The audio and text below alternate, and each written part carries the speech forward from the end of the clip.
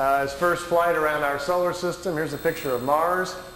By the way, this is not a professional tape. As you can see, these pictures are in a picture album, and I've just got my camcorder out, and Wendell and I are flipping through the pictures. So this is not a produced tape for you to look at. So it'll probably never be on the market, but at least you get a chance to see some of these pictures. This is Mars just from a different direction with the sun very bright on it. Now, here is Mars, but here's one of these satellites. It's in orbit around Mars, made on Earth, unannounced, and is in orbit. This is the spring of 1976, and this device is in orbit around Mars. I don't know exactly who made it or who put it up there. Here's another one. This is Mars again, and here's the light panels, solar panels, and the satellite equipment in orbit around Mars again. This is a different one. This is a dust storm on Mars. Billy wanted to get close and try to take pictures of artifacts. You've all heard about some of the Sidonoplasma on Mars, about the face on Mars that Richard Hoagland and other people have been looking into. Billy published a paper back in the 70s talking about that. There was a race of people lived on Mars. They had a terrible catastrophe about 186,000 years back. At the time, there was about 40 million people killed on Mars, and they're all gone now, of course. So there were societies there, and we will find quite a few remains of their civilization once we get up there. Here he's on board one of their large motherships. This is the side or the edge of a saucer that was parked inside as he was walking by it.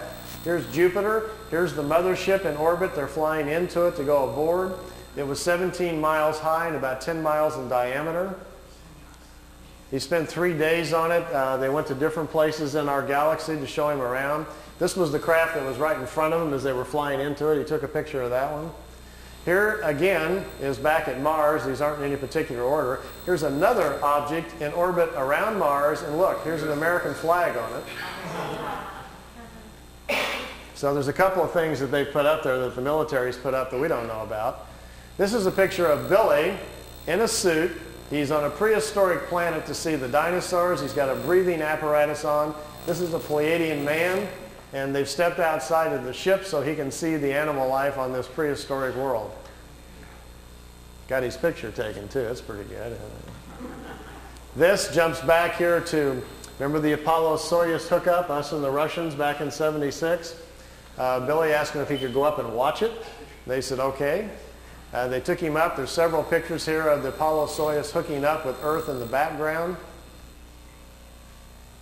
Some of the wildest pictures he's got. I mean, just look at the vantage point. The planet's in the background. How else would you get this picture unless you were up there at that particular vantage point? Not a lot of people have that in their photo albums, you know.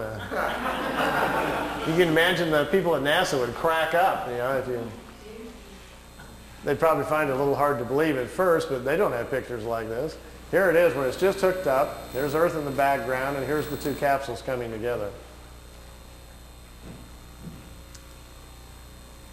This is the top of the mothership.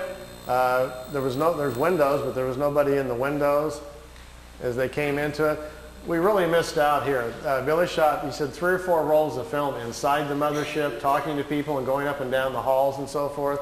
He lost all of the pictures. They were all stolen from him. We've only got 2 or 3 of them left, and they're really practically nothing.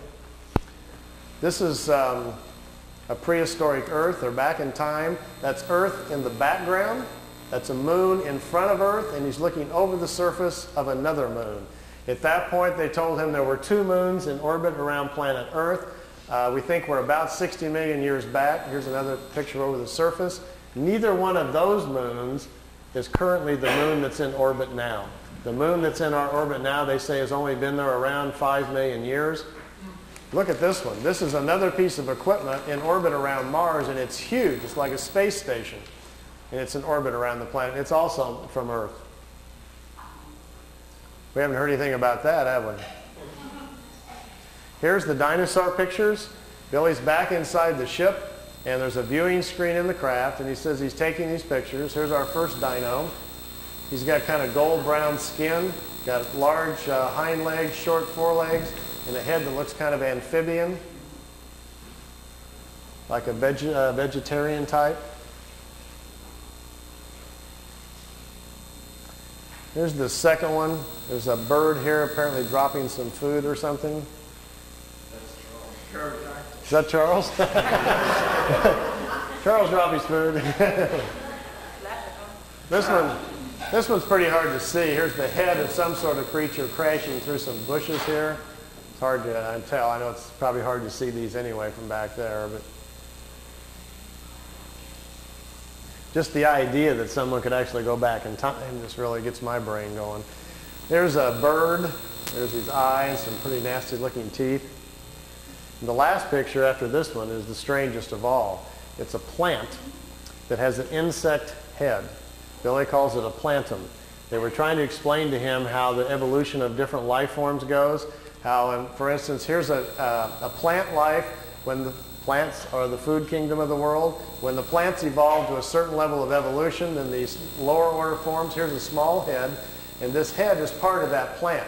There's these two little eyes. It's an insect, the beginning of insect life on the planet when the food kingdom has evolved high enough. There are 7 different stages, they say, of spiritual energies or creational energies on a planet that create the many different kinds of life forms. There's a transition from one kind to the next. Ours is the 7th or the last one. We have to wait until the animal kingdom has raised the evolution of the body material high enough so our cycles can start.